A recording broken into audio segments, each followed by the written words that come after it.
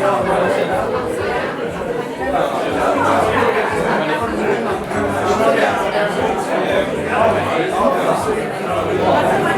like this is like a stand-up club. No one comes to the front. It's hilarious.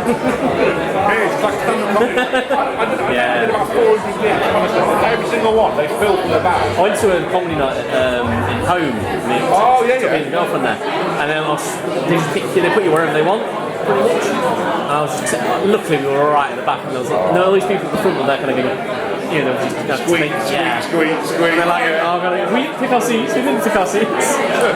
So funny. People there for a reason. Like, thank goodness, I bought my tickets last. The day before. Sorry,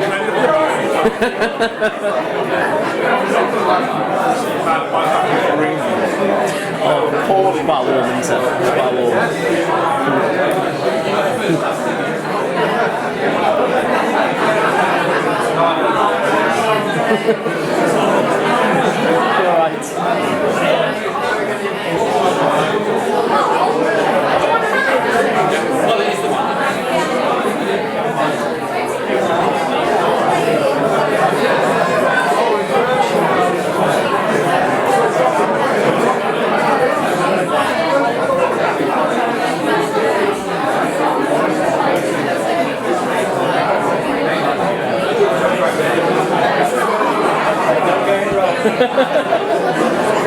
What could possibly go wrong?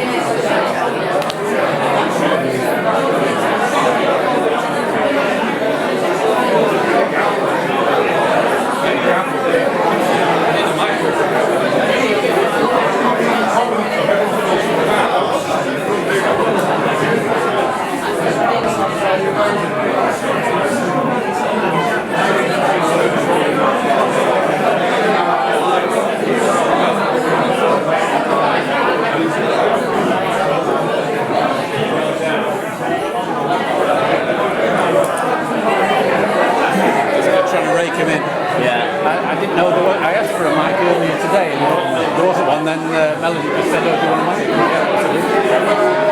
I think everyone just moves up.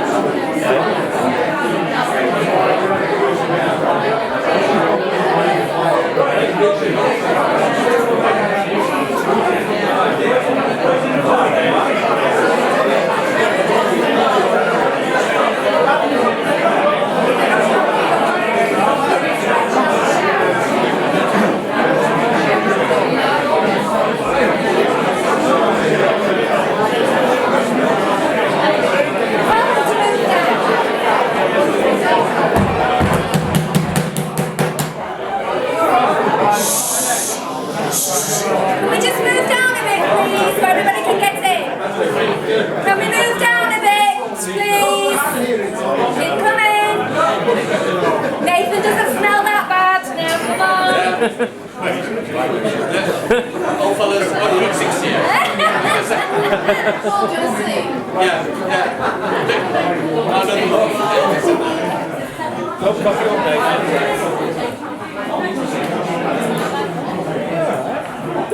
Thanks for ringing.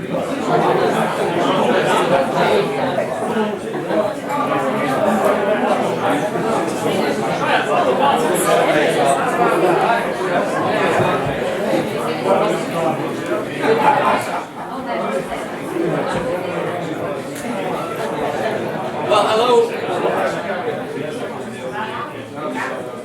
So, hello there. Can you hear me right at the back there? Yes. Right. Please come a little bit further forward. Don't be shy. Don't be shy. It's, and I hope you can get. I hope you're within sight of the screen.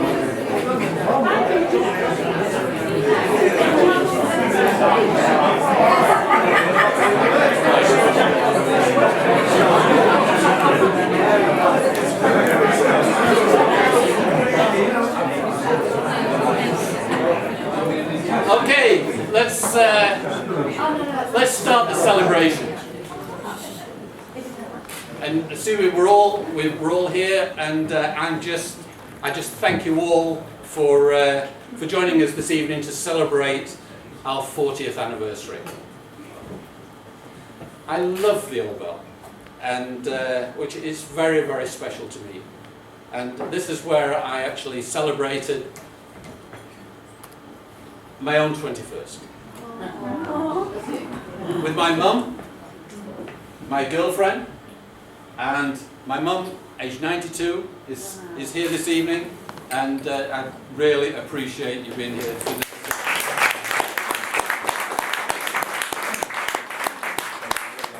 It's, then we celebrated our company's 21st birthday back in '96, and look what you guys have done to me since '96. Done to me as well. I do. And so, well, you recognise these guys. Norman Stevenson here, and I'm going to talk a little bit about Norman later. And so, I celebrated my own 40th here. And once again, my girlfriend is now my wife, and we've got my daughter Sally there, my son John, and they send their apologies. They were invited this evening, and they're all far away, and I do appreciate Wendy and I's Wendy and my children who are here this evening, notably Camilla, Will, and Katrina. And their sister Annabelle, she too is far away in New Zealand. She sends her apologies this evening, and a number of you know Annabelle. So that was my own 40th, and well, now it's the company's 40th, and so this is an evening to celebrate all who've contributed to our reaching this anniversary. In fact, hundreds of people, directly and indirectly, are not forgotten this evening. So, 1975 was a very, very different era. Not everybody in this room can remember that back in '75, but it had its own set of issues and some cause to celebrate. But this was in the days when a great wage was £30 a week. Petrol was about 15 pence a litre. And that was a scandal at the time. We were all going crazy. You know, petrol had gone to £1 a gallon, and people just stopped driving. A new detached house in Retford, you could have that for £6,000. That was good value. But in the country, most everybody was on strike. Inflation was 28%, and the country was in a total mess. So this was a seriously good time to start a business. So, tell me, is there anyone in this room aged 27? Put your hand up. Come on, admit it. Yeah, no monogamy. Yeah. Oh, you've had tough lives, you 27-year-old.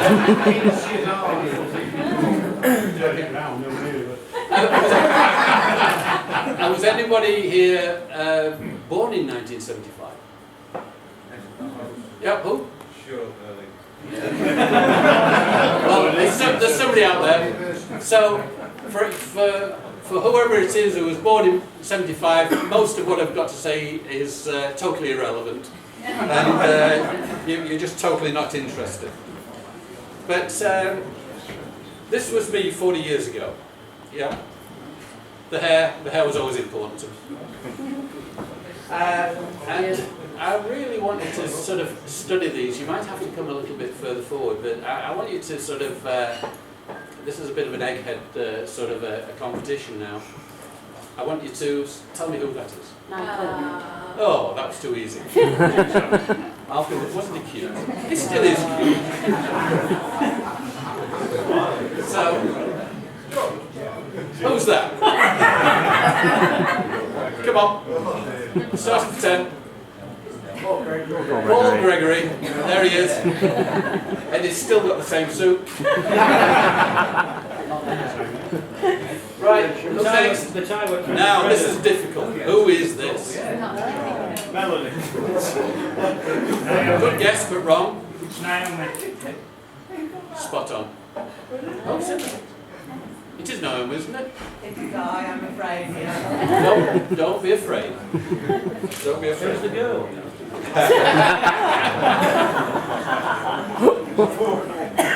Right, next. Who's this dude? Who's this handsome dude here? Even I don't know who he is. He's probably not here. Right, come on. Steve. Steve Henshaw. Wow. Yeah, he has changed a bit. I say that because most of you don't know who Steve Henshaw is, and he's not here this evening.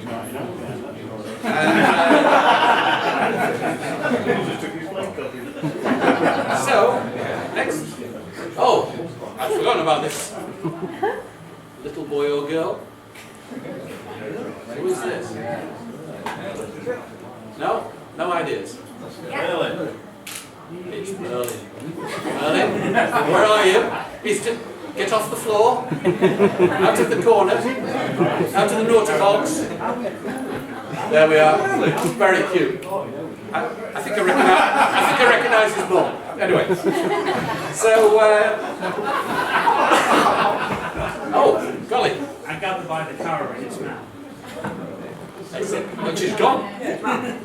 Melanie. That's Melanie. Melanie Wilson. Come here.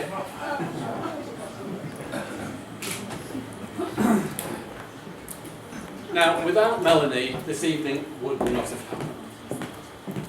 Please don't do this, she said. This has, I've been bullied by Melanie since July over this. And so Melanie, thank you. You've created this. Without you, we all wouldn't be here. And on behalf of ourselves, I'm not quite sure what is here. There we are, Melanie. So we thank you.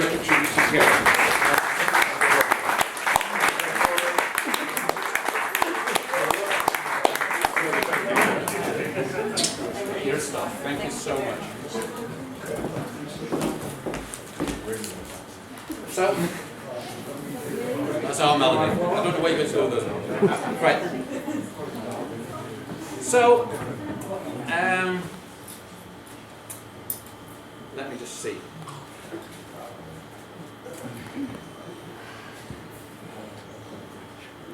"40 years ago tonight, I was scared.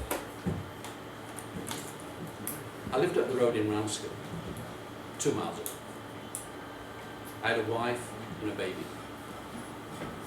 I'd mortgaged the house for all the money that I could get. And I take this opportunity to thank my first wife, Wendy, also called Wendy, for supporting me at this very difficult time. And had she not supported me, potentially we wouldn't be here this evening. So, this week, my first week, 1st of November was a Monday. And I got the money, access to the money on the Monday.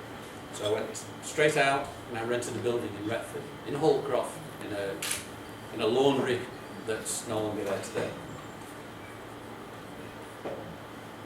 The garage at home was my office, and by this day, Friday, I'd already spent £2,500. I'd already spent a third of the money.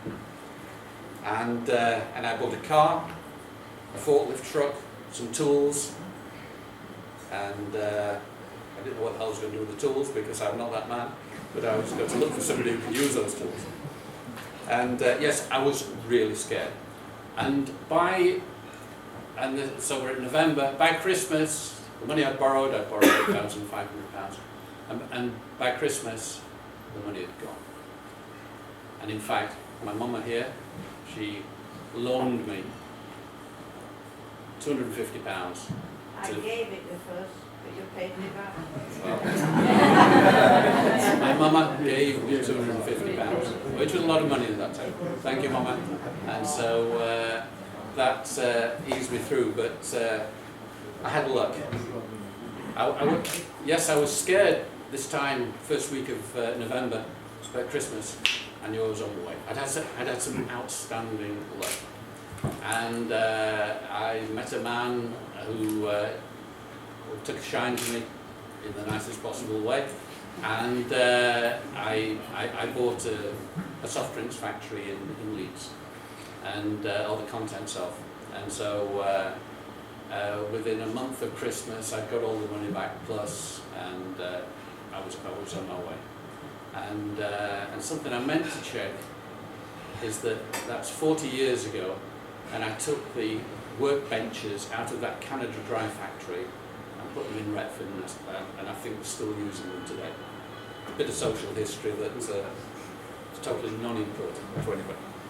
So, I'd had the luck, and but we were in the 70s, and as I mentioned before, the economy was in a mess, but I did not know I was in the right place at the right time. Most every town in the country had a dairy, brewery and lemonade factory, including Retford. And so most of these were family-owned companies serving their local communities. But the advent of the motorways and supermarkets created competition that had never been experienced before. Many private companies failed with the appearance of first regional and then national competitors. The demise of the corner shops to supermarkets cut off the bottlers' routes to their customers. The world was changing so quickly. And so the Retford companies, they quickly went. Yeah, because there were companies in Sheffield who were bigger and they could truck the stuff into Retford, and the corner shops went, and there was the Co-op Superstore, and then there was Hillard's, and there were other supermarkets coming through, and it just changed the way business was being done. But this gave me the opportunity, and I saw the opportunity to buy up the closing factories. Factories were teeny. They were little factories. I used to empty a factory in a day. They were so small. And so I then started. I was selling on the equipment to the survivors, who themselves had got no money, but the survivors themselves failed in time. The same equipment passed in and out of our yard at Retford as it does today. And our engineers, they see homogenizers coming backwards and forwards, and some of the equipment is they're old friends to us. And so, yes, we're recyclers and machinery recyclers. So, in 1979, we moved on to our present site, and things haven't changed much. Of course, we've got more windows. And I'm not a bricklayer, but I was a good brick carrier at the time, and I was the guy on the cement mixer, and worked, as we all did, like Trojans to make this happen.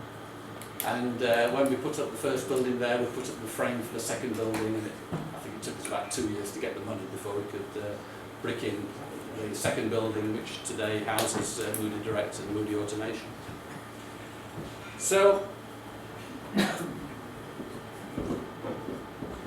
the hardest thing I've ever had to do was to hire the first members of the team. And Len Dudley was our engineer, and for three or 4 years, Len Dudley and I worked out the back of the laundry in the 70s, worked all night, working on machines. He had a day job, and so I was doing my day job, and then at night time we worked on revamping machines. I'm not an engineer, he did all the work. You know, I cleaned up, and I was a dab hand at painting machines.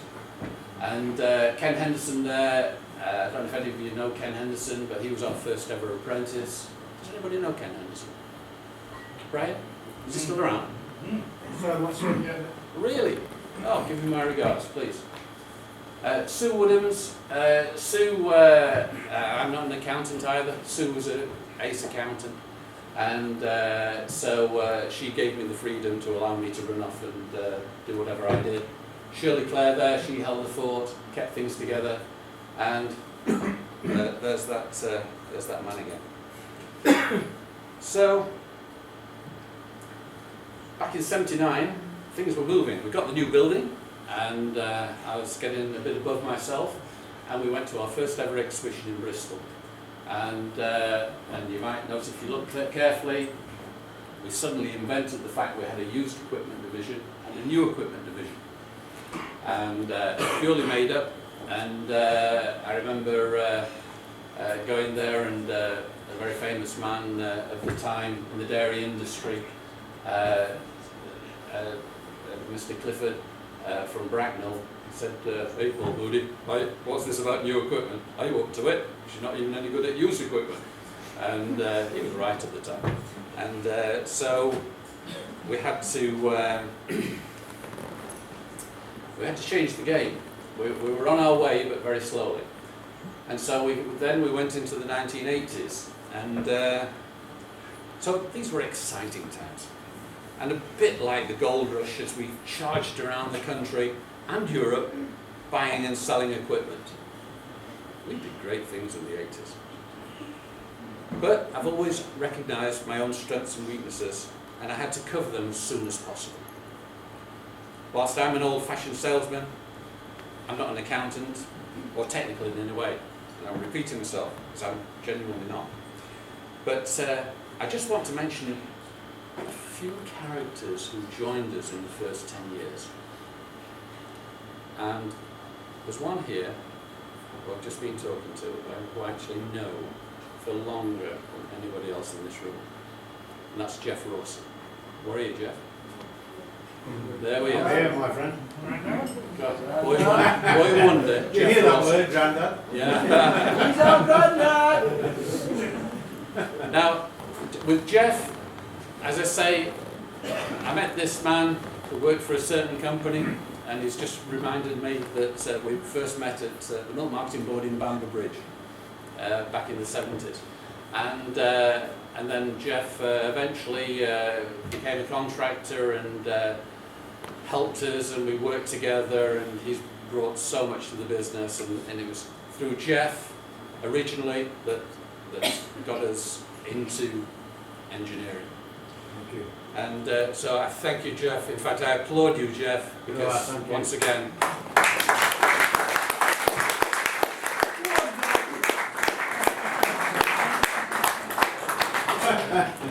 so here is Len Dudley, and as I mentioned, we've seen his photograph before, but now he's got a new coat on.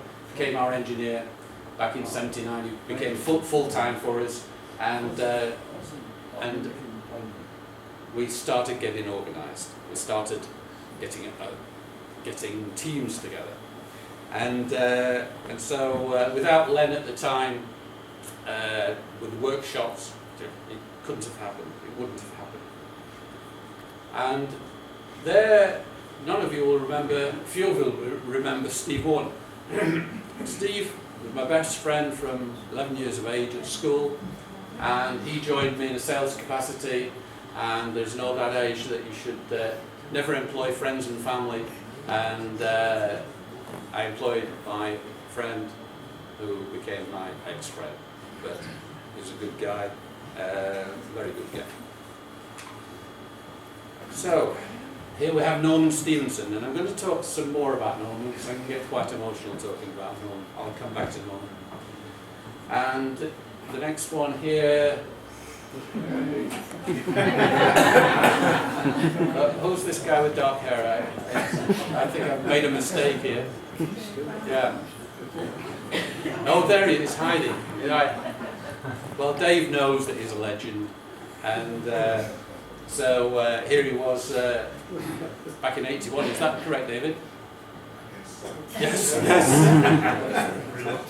So David, a food technologist, joined us from Doncaster Cooperative Dairies.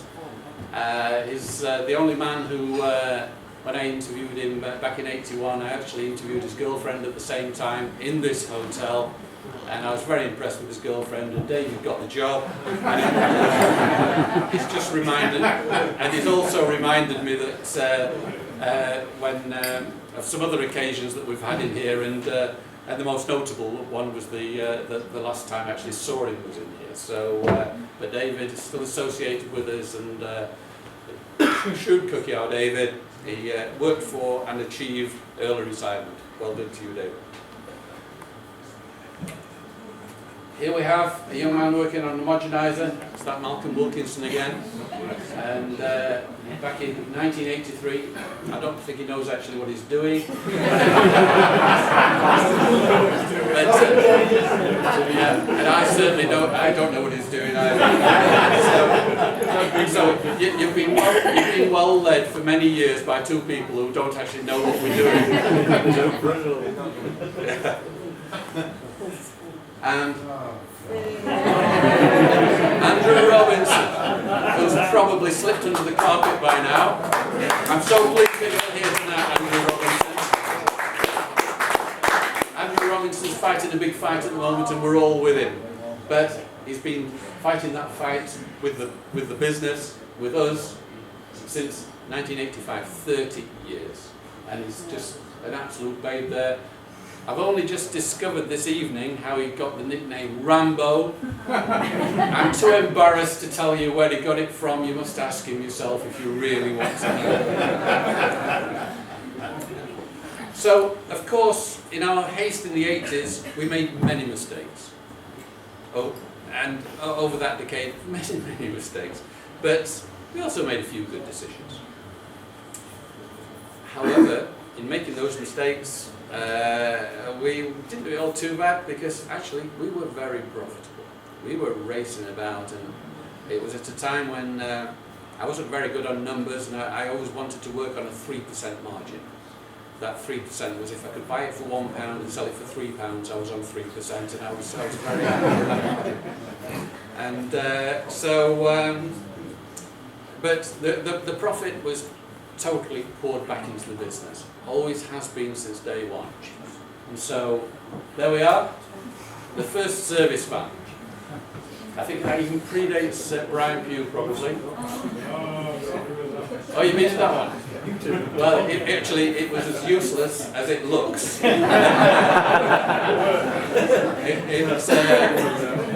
So that was soon in the bin, and we started with proper service vans. And I'll tell you a little story, because our first service van was a Mercedes, and because we were trying to prove something, and so I got the feedback that the APV service engineers were up in arms, because they went in to see the boss, and they were driving Ford Escort vans. They said, "Hey boss, this is Moody's all their service guys have got Mercedes vans, and we've only got Fords." It caused a lot of trouble in APV at the time. So we then we got a proper sign above the door. Can you go back one? Yeah. There we are. I think I painted that. And so we go forward again. And so we got a proper sign above the door. We got a new crane. We got a new truck. I got a new Mercedes, and all the cars around here, and Dave Wright. What did you get? An Austin Allegro or something? This guy would only drive British Leyland cars at the time. True to himself. And during the 80s also, we had open days, and I've got a zillion photographs of open days, and that's not the best one, but this is where we were showing off equipment, and we were trying to progress, and as you see up there, new equipment division, we were pushing new equipment. We lost a fortune in the 1980s doing it, and but we felt we needed the credibility. And so then we were doing exhibitions all the time, and then we were invited to go to China. And that's Norman Steams and I in China, the first ever international exhibition for second-hand machinery, and there were 5,000 people waiting to come in through the doors. And but there was only about 3 of them had any interest in used machinery. And so we got our first 4 contracts in China, but that was only in that short period of time.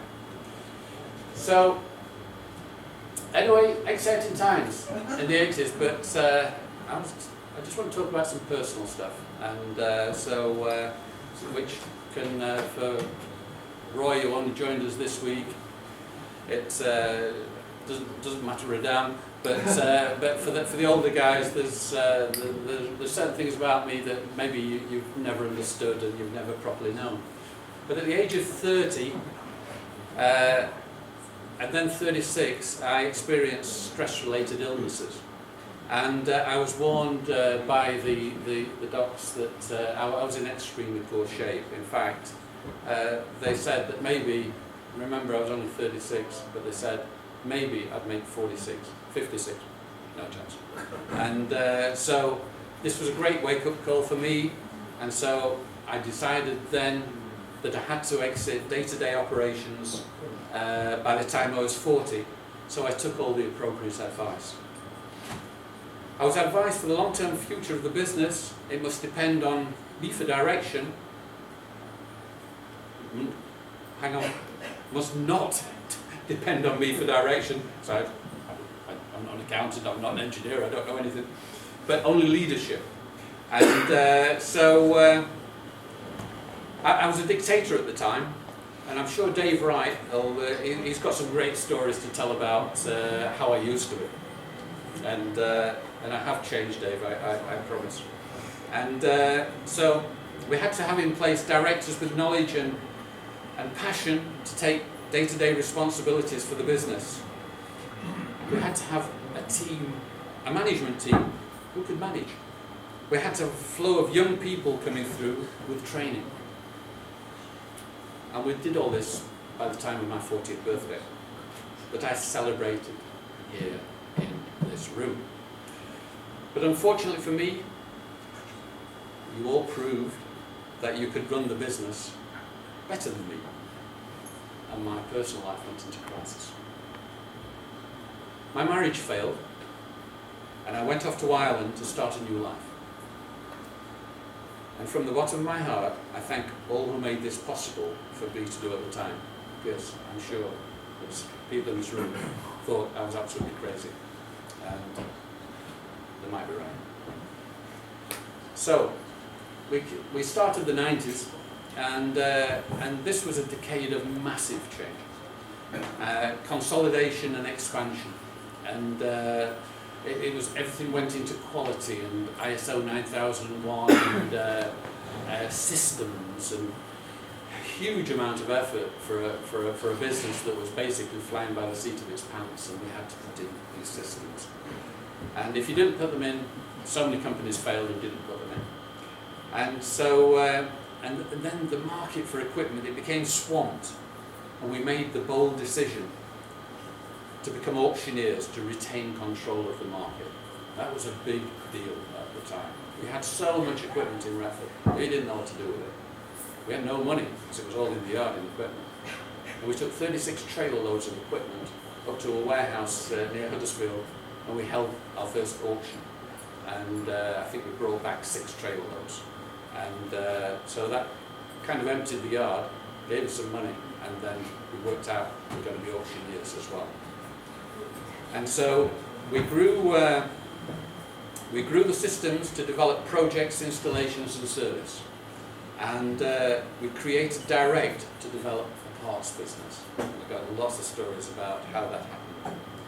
And so, yeah, in the 90s we had many highs and lows. We also had other ventures that most of you won't know about. And so, back in the 70s, with Giuseppe, Ian and Frank, we started an equipment manufacturing business. And Giuseppe, crazy Italian, had invented a magic machine that worked in dairy companies. And so we got on with that, sold quite a few, and then we parted company. Then in the 80s, we had a crane hire business. The gas board were changing all the pipes in the region from steel to plastic, or the other way around, I can't remember. But we had 3 cranes. We never sold the cranes from one week to the next. Dairy Bell, my biggest ever disaster in life. And that was around 83, 84. Lost a serious amount of money. We were making yogurt. We could sell it we were shipping flying yogurt to the Seychelles. We couldn't even sell it in Sheffield. It was just a crazy period we were in. And so, of of course, all my fault, my mistake. If I get something in my head that this is right, let's go for it. We went for it. We suffered. Swift Parts, that was great, and this was with a partner called Terry Sunderland, and this is where this reinforced my idea about how to do things at direct, and so this is back in the 80s, and eventually we sold our shareholding back to Terry Sunderland. In the 90s, our biggest ever success was test days, heat exchanger testing, and we eventually sold that off to ABV. That's my business partner now. And all these businesses all had business partners. And Arthur and Beard, except that one, and this company went into receivership, lost a fortune of money. We bought it, but not a lot. We lost a fortune of money, and after 6 months, that all went. And Moody Parts in the United States, that was a very successful enterprise that really got helped Moody Direct at the time, and we sold that out to what is now Tetra Pak. And Moody Fast Pike, conveyor company, eventually sold that back to the partner. Unison in Ireland, parts and engineering company, eventually sold that back to the partner. And PJ Heat Exchangers too. So we've got a great history. We don't fall out with people. We've got an open agenda, and so even in separate business ventures, it's all been very straightforward. We're all in it for the right reasons, and there comes a point when, it's time to change things.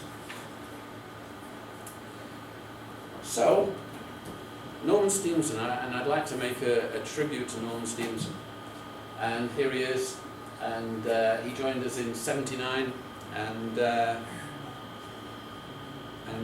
in the first few days of the new century, 2000, Norman fell ill, and he passed away very quickly.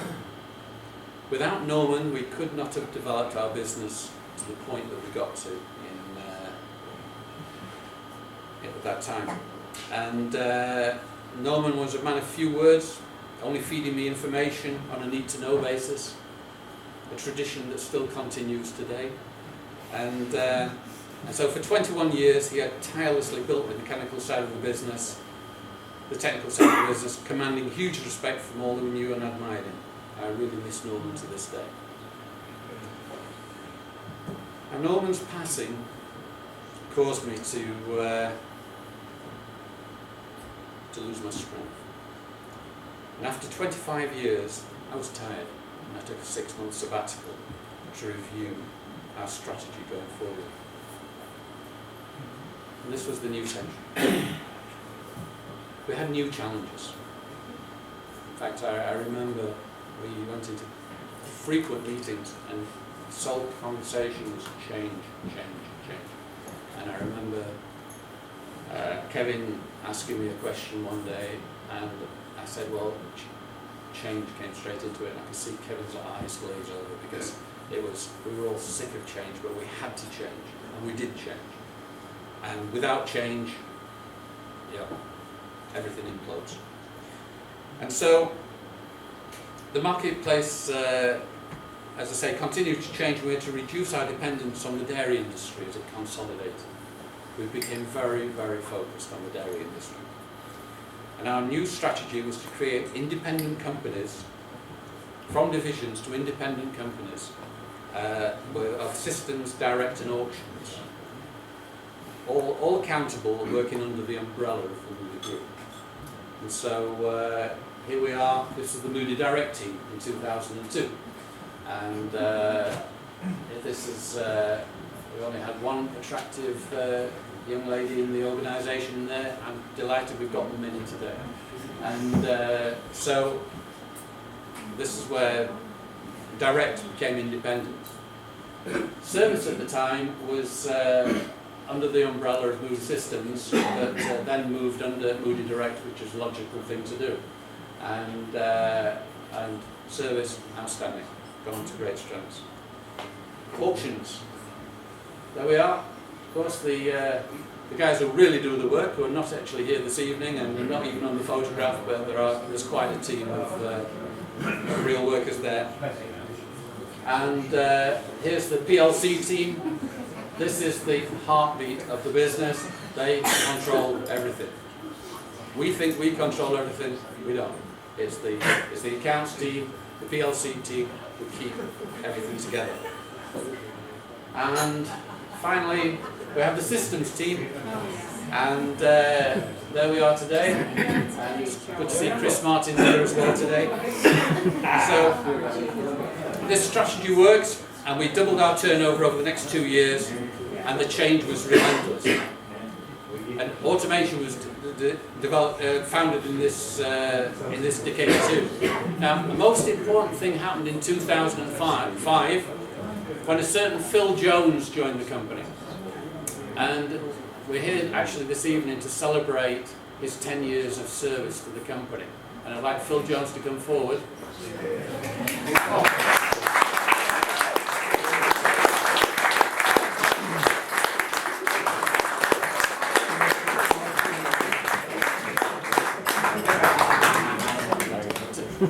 Phil, I'd like to present you with this. Where would you like this? Just that side, that's fine. Yeah, with a small token of our appreciation, and I feel that there's something amiss here. Are we okay? No, one more. Come in. Right. If we finish speaking, sorry, Paul. I don't want to interrupt you. That's lovely. Thank you very much. Right. Thank you. Now, don't run away, Phil, because Phil has actually got a 10-year award. It should be a 20-year award. This man somehow has done 20 years' work in 10 years. He's a great example to you all, but he's got to promise me he's going to slow down for the next 10 years, right? And we've got to do something to ensure that you're not going to finish up the stress-related character that I was, all right? So, Phil, great appreciation. Thank you so much. Thank you.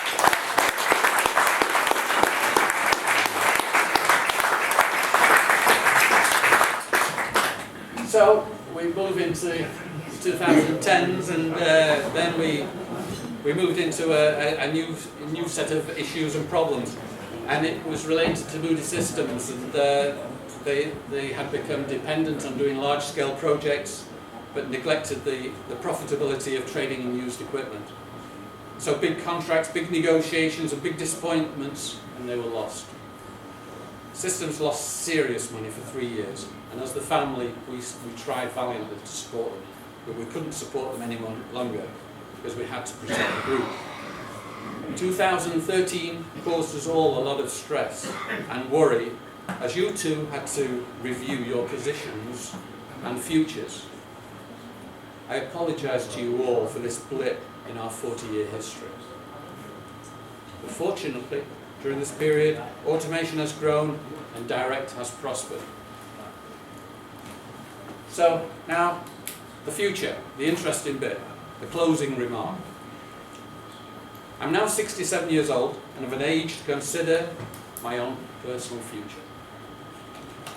As you know, for some months I have been exploring how best to transfer the ownership and responsibilities of your companies to your directors.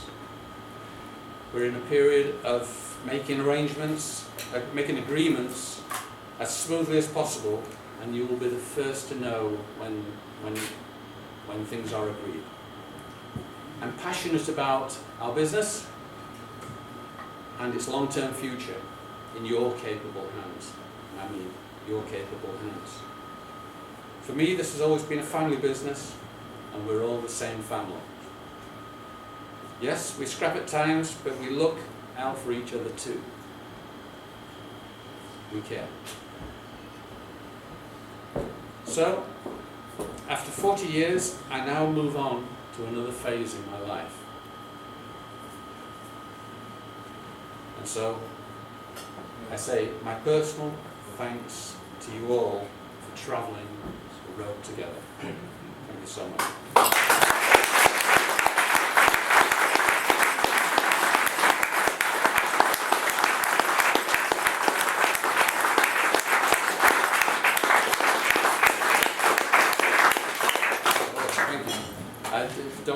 Don't have me do an encore, because I'll give you the long version. Now, we've got well, under Melanie's guidance, our photographer here is wanting to take a group photograph of us all out on the dance floor there. Facing that way. So if you'll go out, I'll arrange it from there. You'll arrange that. And if someone can pick up with dry shirts as well, that'll be very kind. All right. And then let the celebrations begin.